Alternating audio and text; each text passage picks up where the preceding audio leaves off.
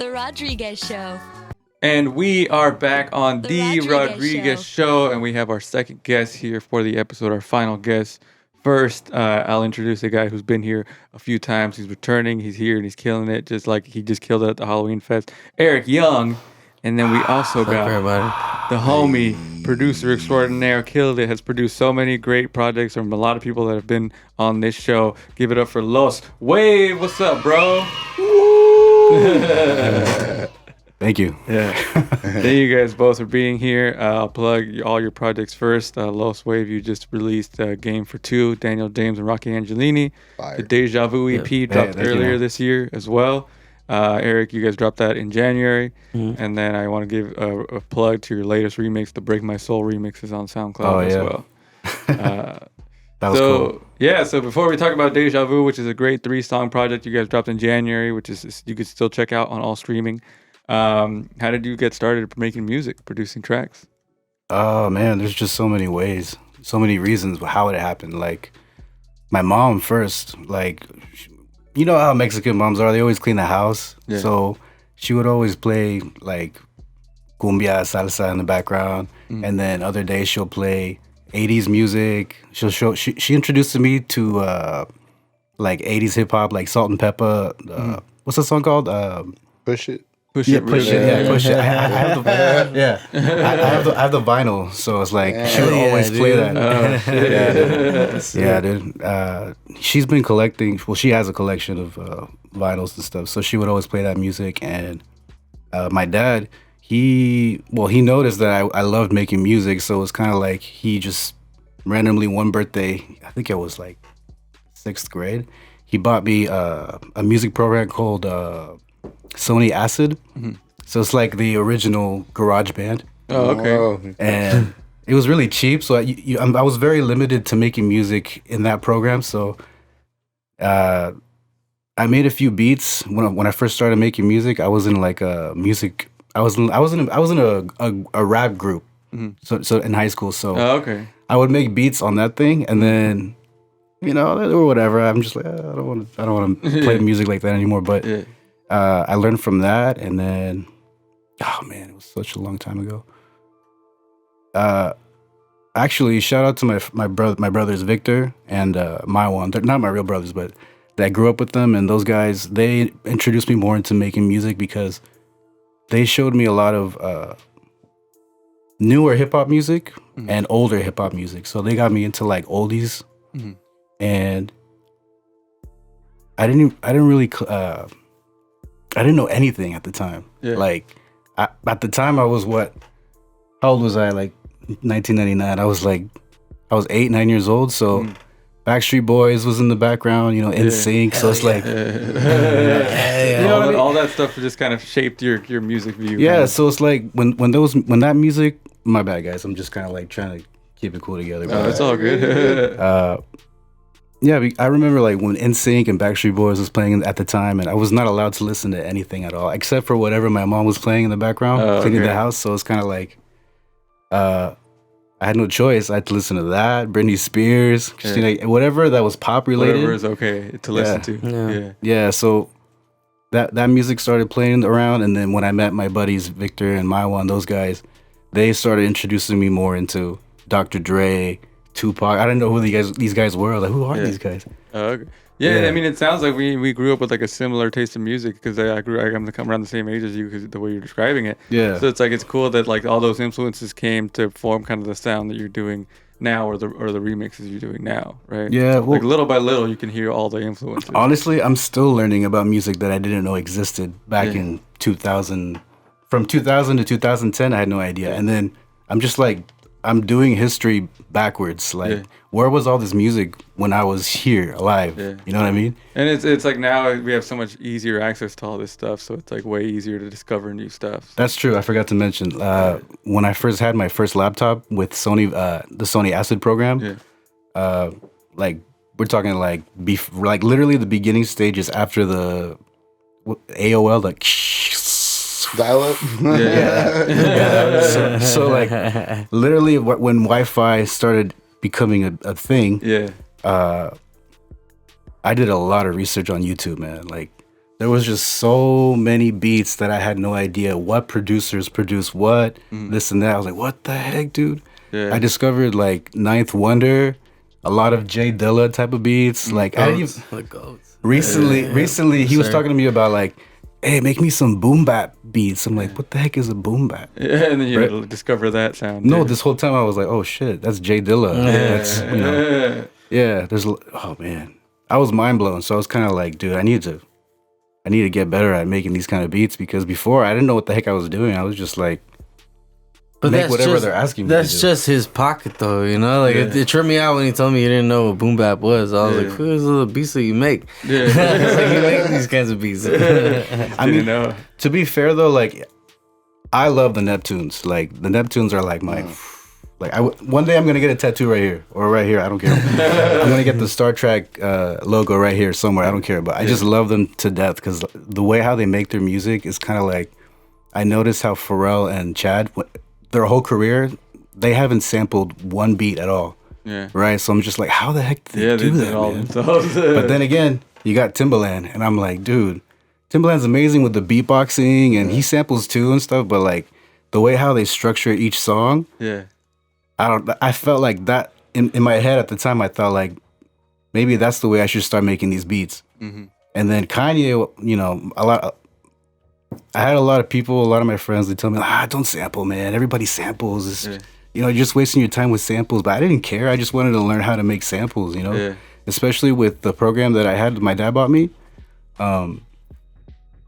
It was mainly for, like, sampling. Like, you can drag any old song and then just put beat. And plus, the program came with sound kits, and really, like, cheesy sound kits. But, like, again, when I said like everything was too limited for me to do anything, I did whatever I could, and then with your resources. Yeah. Well, it's great to see like now how technology has like caught up to now what we can do with it. And we'll talk more about that in a second. I do want to catch up with Eric real quick about the Halloween Fest, man. You just performed there. How was that? It was dope, man. There's a group of people there, bro. There's a lot of people there. I was like looking around for a second. I was like, damn, it's a packed house. It was like, it was dope though, dude. The response was dope as fuck, bro. People like, enjoyed the songs. Yeah. People really enjoyed them, and Soda's been doing great, bro. You know, like every time I play it live, like these past few times I played it live, like get really good response off of it, and people are like connecting to it now. You know what I'm saying? So it's dope. It was dope. It was a dope night. Yeah, shout out to everybody that came through. So Eric, how did you start working with Los, and how did your story come together? You know what's funny is that me and him know each other because of Daniel James. I don't know what it was. I think I just got into a studio spot in downtown again with Kike and Kike Lux. And then Daniel was like, dude, you know who you sound super dope over, or whose beats? And I was like, who? He's like, this homie Los that I know. I'll bring him to the studio and like you guys can like chop it up and you can hear his beats and stuff. I was like, hell yeah. So he set it up. We set it up. Got there and he pulled up with Daniel and I was like, what's up, fool? He was like real quiet, humble dude, you know? Like and I was like, play some beats, bro. And he's like, all right, for sure. And he's like, starts playing me like, I don't know, like these crazy ass grooves, bro. Like music I'm not used to hearing from the city, you know? Yeah. And excuse me. And he played me like a group of beats, and I think I left there with like 5 beats, or he sent 5 beats to me. Then he dipped out, and then I made the first song I made out of that one was Bright Lights. Out of that batch of beats, it was Bright Lights, and then it was Passing By, and then it was Moonlight, and then I think like we sat on those songs for a few months, and he was like, "Yo, bro, let's drop like a single. Let's drop Passing By." And I was like, "All right, I'm down." And I was like, "How about we put Moonlight and Bright Lights with it, because they all go together." And he's like, "All right, I'm down." We dropped it as Deja Vu. Deja Vu at the beginning of this year. Yeah, we dropped it as Deja Vu. Actually, I remember when I sent you those beats, and then when you started sending me, like, you were recording, like, whoa. Yeah. Like, dude, I gave you these beats, like, what, 5 days ago? Like already that. 3 songs? I was like, what? I like to work fast, you know? Yeah, dude. And he was telling me that he was gonna do on the phone. He told me he was gonna do what was it called? It was called With My Dogs. With My Dogs, yeah. I dropped a project called With My Dogs ×2. Remember that. And I wanted to drop With My Dogs ×3, produced by Los. I remember that you performed some songs off of that. Yeah. Everybody We're working loved on this. It's in the works. You know what I'm saying? Just be patient. Be patient. Dude, this guy's talented, man. Like, I mean, first of all, I don't know a lot of people that can like sing, rap, sing in Spanish, rap in Spanish. I mean, I don't. And to me, like, I don't know a lot of people that do that because back in the day, I was the only person that could make beats in my community. Yeah. I was the only beatboxer. I was the only beat maker, the only like singer, talent, whatever. Yeah. And everyone else was like, "Yo, how do you do that? Let me. Can you teach me and stuff?" I'm like, "I don't know, man. Yeah. I don't even know." How does it feel now that you're on the other side of it now? Like, there's a lot of people that just want to find you and work with you. Dude, it feels like his world, everybody else here, like that makes music. It's like me walking into Wakanda. It's like, oh shit, this whole place existed. You know what I mean? Like, I've been living in a cave for how many years? You know what I mean? It's a whole scene, man. There's a whole scene out here. It's true. And I knew that Mikey, or Pretty Papes, sorry, my bad. I knew that when Papes was making music with everybody else and stuff, you know, doing shows and stuff. You had recent in the past, you've been doing performances, and you've known Papes. Papes is a homie, yeah. A long time Papes ago. is a homie. Uh-huh.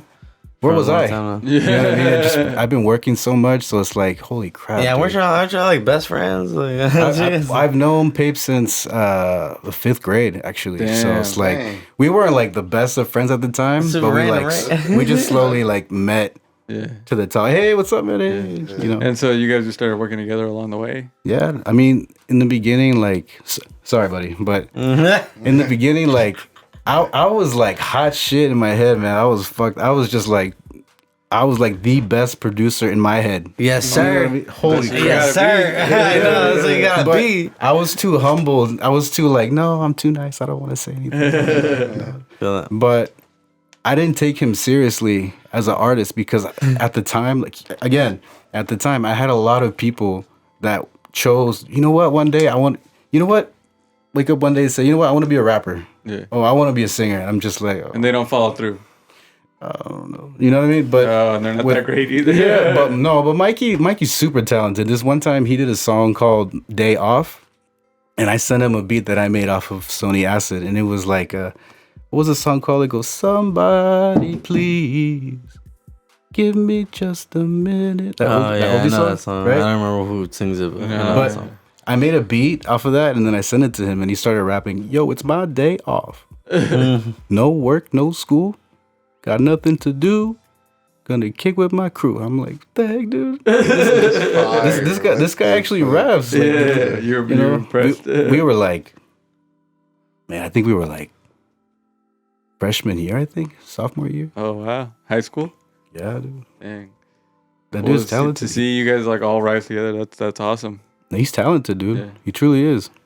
Yeah. Shout out to Papes, man. Love you, So brother. one of the things I noticed also on your whole Instagram is how many songs you remixed. How do you even like decide what song to remix? I feel like you can remix anything at this point. I don't know, man. Like half the time when I'm making a remix, I just don't think. I just do. And then later on I listen to it. I go back into it, listen to it again. I'm like, yo, I made this? You know what I mean? Because there was a time where actually I remember when the beginning of COVID, when COVID hit, I was not doing anything. First of all, I was working 2 jobs. You know, I still am, but at the time, like I still made time to make music and stuff. But when they let me go from my job, I figured, dude, I got a lot of time on my hands. I can't go anywhere right now. My job was not essential, so it was like I got to do something with this music stuff. So I just decided to make remixes, and then the first remix that I made, it was Snow Allegra's "Whoa, Whoa, da da da da." Okay, and that, I mean, I did not think that song was gonna be huge on SoundCloud, and then the producer that produced the original song to that followed me, and then Snow Allegra liked it too, and I was like, dude, what the heck? Yeah. So At that moment, I remember feeling kind of like, there's really nothing there for me with this music shit. And then one day when I made that remix, I was just like, I just do it, just release it. And if they don't like it, fuck it. Yeah. You know what I mean? At least you did it. Yeah. But I've always been that kind of person that is self-conscious for Like you hold back. That I just hold back because it's just like, what's the point? Yeah. I remember when Pape said something about like every time when we release something or when we post something, you're like giving away a piece of your soul every time. Mm-hmm. So it's kind of like if you get embarrassed, whatever, man. At least it's out. Yeah. But those remixes, they pretty much brought back my confidence, I guess. Mm-hmm. Not cockiness, confidence, because every time when I try to make a remix, I try to do a better one each time. So it kind of made me feel more like, dude, did I just evolve? Yeah. You know what I mean? So you're always taking it another step with the remix. Yeah, but and you can hear it too. You can see it like how it's evolved too. If you listen to like some of the stuff from like you said, like mid-pandemic to now, it's like there's so many variety of songs, and the way that you incorporate, like, were able to remix them is just so cool. Yeah, thanks, man. Yeah. Follow him on Instagram at Los.Wav and there's links to all those remixes. So you guys dropped Deja Vu together. So you said there's another project in the works, but what's next for you guys individually? We'll start with Eric. What are you looking forward to doing next, Eric? I'm gonna take a deep dive into Soul Man. Next time, I'm shooting a video for Lil Games. Shit. Yeah, which is a song you performed last time here on the show. Dope ass song. Check it out. Lil Games is doing good, so we're gonna lead off with that one. You know. Nice. What about you, Los? What do you got coming up, man? To be honest with you, I just been making music with him. My brother Miles, who's the other dude that I send you music with. He's really good. Dope. Yeah, super dope. Really good artist. You should follow him. Miles Ryan Harris. Nice. Dude. He's also my brother too. Like that dude. Shout out to you, buddy. And then what else? I just been making beats. You know what I mean? I don't have a project like a Los.Wav, the project. Yeah. I see the singles. You're releasing singles and stuff. Yeah. Whoever hits me up, I work with them and stuff. But I think one of my main goals is to try and make as many beats as possible, so then I can actually have like a catalog that's worth selling. You know what I mean? Yeah. Something that's like, oh shit, that's a Los beat. You know? Yeah. Because that's always been my kind of dream, like to just sit back and then just watch the computer and say, oh, you sold a beat today. You know?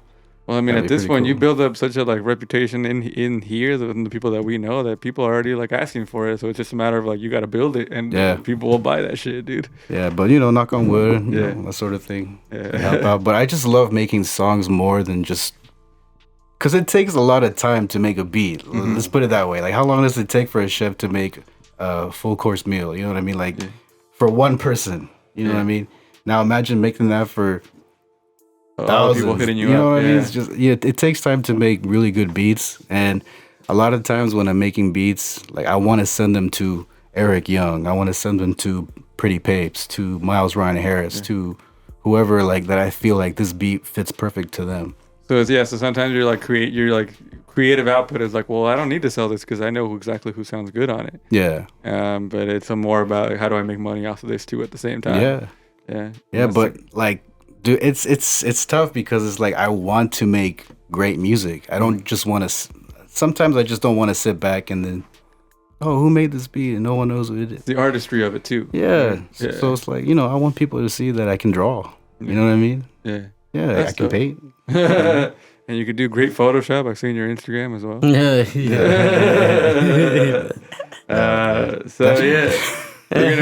Thank you guys for being here. We're gonna play a track from Deja Vu. We'll play game for 2. We'll even play the Break My Soul remix. Is there any other one you want me to throw in there? Dude, I play them all. All right, we'll play all. All right. Before we do that though, I have a segment called 60 Seconds with Eric. You've done this a couple times, so this is gonna be Los.Wav's 60 Seconds with. Are you ready for this? Yeah. Here you go. All right. 60 seconds. Favorite cartoon character? Oh man, that's tough, dude. Quick. That's like a whole. Quick. The first one that comes to mind. Hey Arnold. Favorite song right now? Oh man. Frontin'. One word to describe you when you were a kid. One word that describes when I was a kid? Cabron. Do you have a hidden talent? Hidden talent? I think I already expressed everything. Indica, sativa, or hybrid? What? Indica, sativa, or hybrid? I don't smoke. Netflix, Hulu, or HBO? And they're all good though. Big what? All right, Netflix. There you go. First CD you ever bought? First CD I ever bought. Oh man. Thriller. First song you illegally downloaded? Illegally downloaded. I think it was Lil Jon. Nice. And then your favorite thing about music? You can go ahead and answer. I think it was Lil Jon. Get Low. Oh, nice. But we're talking about LimeWire days. Yeah. That was a long time ago. And it got my dad's computer virus. Yeah. And then what's your favorite thing about music? Favorite thing about music? It just makes people happy, man. You know, it makes people dance. That's one of the things why I make music. I just want to make music that makes people want to dance and vibe and stuff.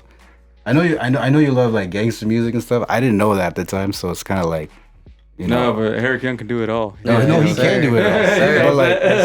But like when he was asking me to make boom bap beats, I was just like, oh man, I gotta go back in time and Figure that out. figure it out. You know, yeah.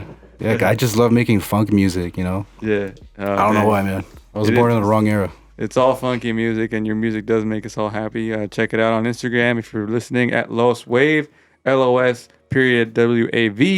And yeah, thanks, man. Yeah, thank you for having me, man. Yeah, thank you, Erick Yung, as well, for being here. Yes, man. We're gonna get back into the music, and we'll be back with more on the Rodriguez Show.